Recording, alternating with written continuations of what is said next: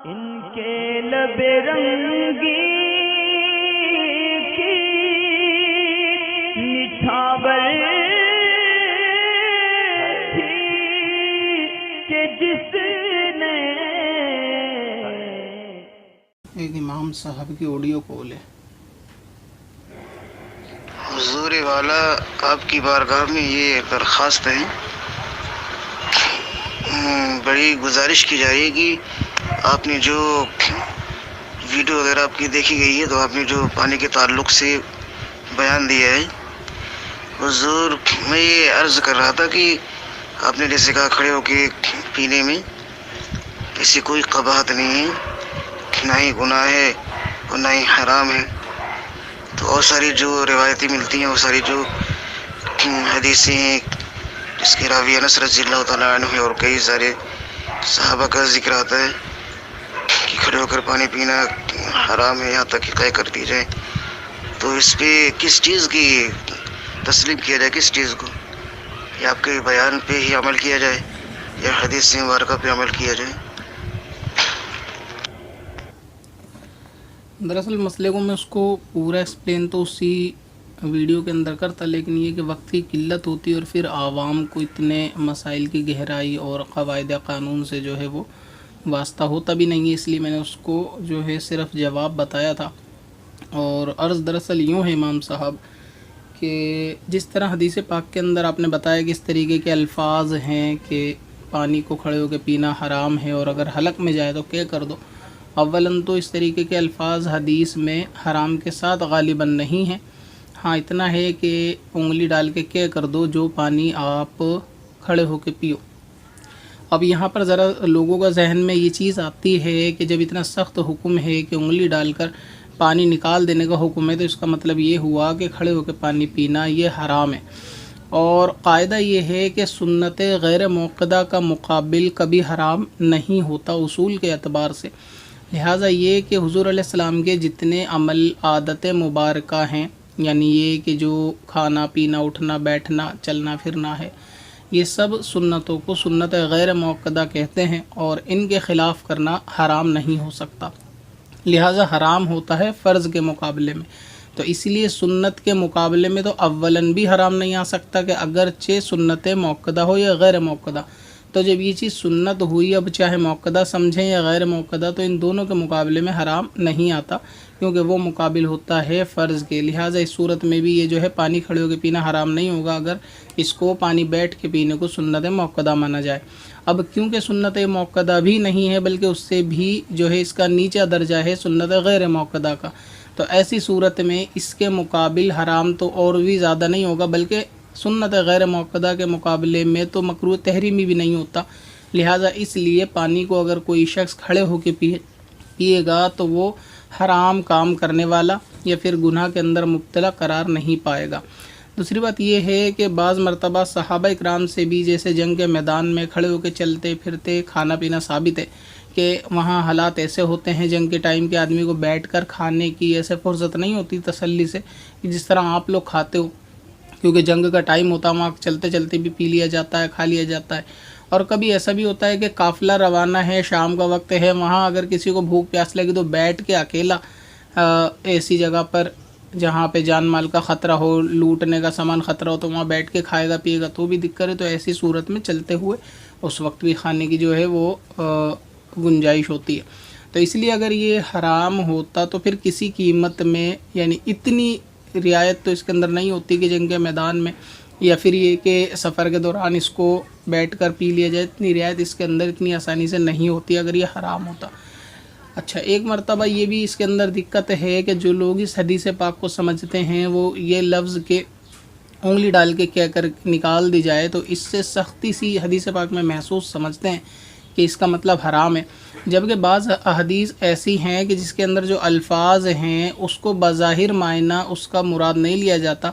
بلکہ وہ ایک بات کو سمجھانے کے لیے ایک مثالی طور سے بتائی جاتی ہے کہ اس کام کو نہیں کرنا یا پھر اس کام کو کرنا ہے۔ اس کی مثال آپ ایسے سمجھیں کہ جیسے حضور علیہ السلام کا ایک فرمان یہ بھی ہے کہ علم دین حاصل کرو چاہے تمہیں چین جانا پڑے،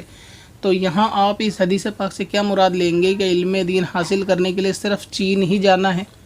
کیونکہ حضور علیہ السلام نے فرمایا چاہے چین جانا پڑے تو علم دین حاصل کرو. تو اس کا مطلب یہ نہیں ہے کہ آپ کو چین جانا ہی جانا ہے علم دین حاصل کرنے کے لیے،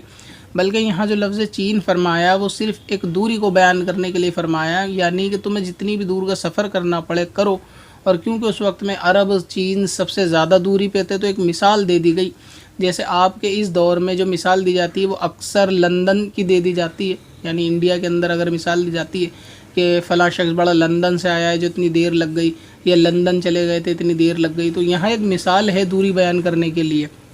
ٹھیک اسی طریقے سے اب آپ گھر کے برابر میں مدرسے میں رہ کر بھی پڑھ سکتے ہیں، چین جانا ضروری نہیں. حضور علیہ السلام نے فرمایا اگرچہ چین جانا پڑے. تو اسی لیے آپ نے دیکھا ہوگا کبھی آپ اپنے بچوں سے بھی اس طریقے کے جملے کہتے ہیں کہ یہ سامان لے کر ہی لوٹنا ہے، بھلے ہی تمہیں لندن سے لے کر آؤ، ہمیں اس سے مطلب نہیں ہے. یا تو اس کا مطلب یہ نہیں ہوتا کہ اگر بچے کو آپ کے علاقے میں سامان نہیں ملے تو آپ نے لندن بولا تو وہ لندن جا کے ہی لے کر آئے گا، تو ایسا نہیں ہوتا. حضور علیہ السلام نے اس کو جو بیان فرمایا وہ اس لیے کہ ہر صورت میں ہی پانی کو بیٹھ کے پیو، کہ سنت یہی ہے پانی کو بیٹھ کے پیو. اور اس کے اندر طبی فائدے بھی، یعنی ڈاکٹری لحاظ سے بھی، سائنس لحاظ سے بھی فائدے بہت زیادہ ہیں، کیونکہ ہر سنت میں حکمت ہوتی ہے، اور ہر سنت اپنانے میں انشاءاللہ تعالی دنیا اور آخرت اور جسم کو لے کر بھی، یعنی فزیکلی بھی بہت زیادہ فائدے حاصل ہوتے ہیں. اس لیے حضور علیہ السلام نے فرمایا کہ پانی کو بیٹھ کے پیو. اور کسی نے اگر کھڑے ہو کے پی لیا تو یہ اس کی سختی بیان نہیں کی، بلکہ مثال کہ اس کو انگلی ڈال کے نکال دو اگر جو پی لیا. تو اس سے مراد یہ نہیں ہے کہ وہ حرام ہو گیا اس لیے انگلی ڈال کے نکال دو، بلکہ اس سے مراد یہ ہے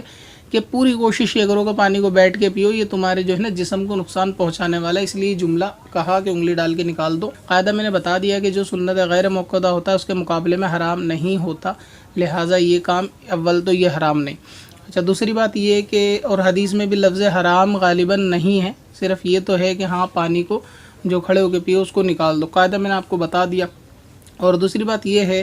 کہ یہ جو حدیث پاک ہے سنت غیر موقدہ کو لے کر، جس کو میں نے ویڈیو کے اندر بیان کی تھی، تو ابھی جیسا آڈیو میں آپ نے کہا کہ کس بات کو یقین کیا جائے، کس بات پہ عمل کیا جائے، آپ کے جواب پر یقین کیا جائے یا حدیث پاک پہ یقین کیا جائے.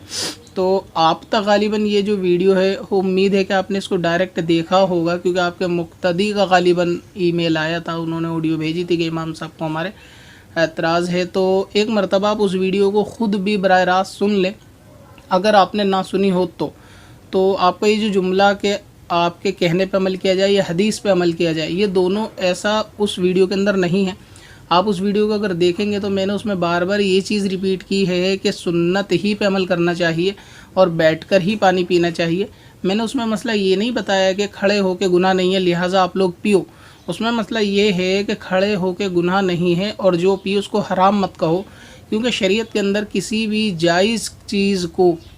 یا وہ چیز جس کو شریعت نے حرام نہیں کہا آپ اس کو اگر حرام کہیں گے تو آپ گناہ گار ہوں گے. اس میں ویڈیو کا مقصد وہ یہ ہے. لوگ اس سے مراد یہ لے رہے ہیں کہ بہت سارے ای میل اس طریقے کے بھی کمنٹس آئے ہیں کہ آپ نے جو ہے نا وہ رخصت دے دی لوگوں کو کہ کھڑے ہو کے حرام نہیں ہے لہٰذا وہ تو پئیں گے. تو میں نے ان سے کہا کہ ویڈیو اس پرپس پہ نہیں ہے کہ کھڑے ہو کے حرام نہیں ہے، بلکہ وہ اس پرپس پہ ہے کہ جو چیز جائز ہے اس کو حرام مت کہو. تو اس کے اندر میں نے ایسا نہیں بتایا کہ حرام نہیں ہے تو آپ کھڑے ہو کے پی سکتے ہو، جیسا آپ نے کہا کہ قول پہ عمل کریں یا حدیث پہ. میں نے اس میں حدیث ہی کی ترغیب دلائی ہے کہ بیٹھ کر پینا سنت ہے، بیٹھ کر ہی پینا چاہیے. لیکن بالفرض کہیں ایسا معاملہ ہو کہ بیٹھنے کی گنجائش نہ ہو، سڑک پہ ہو،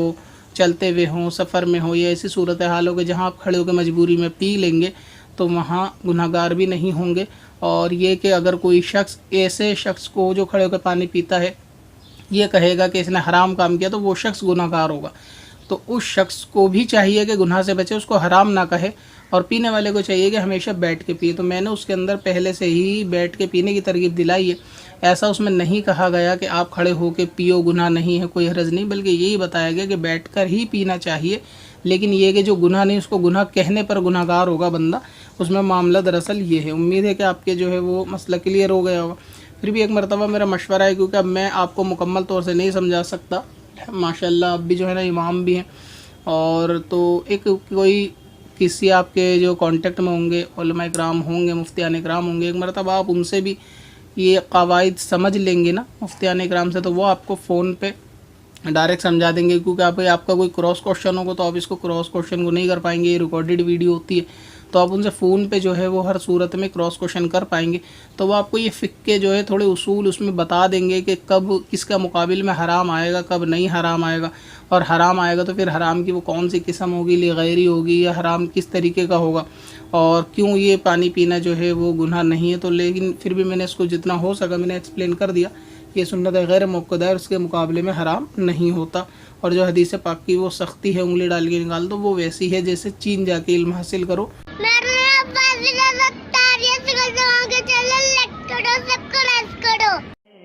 پتھر میں اصل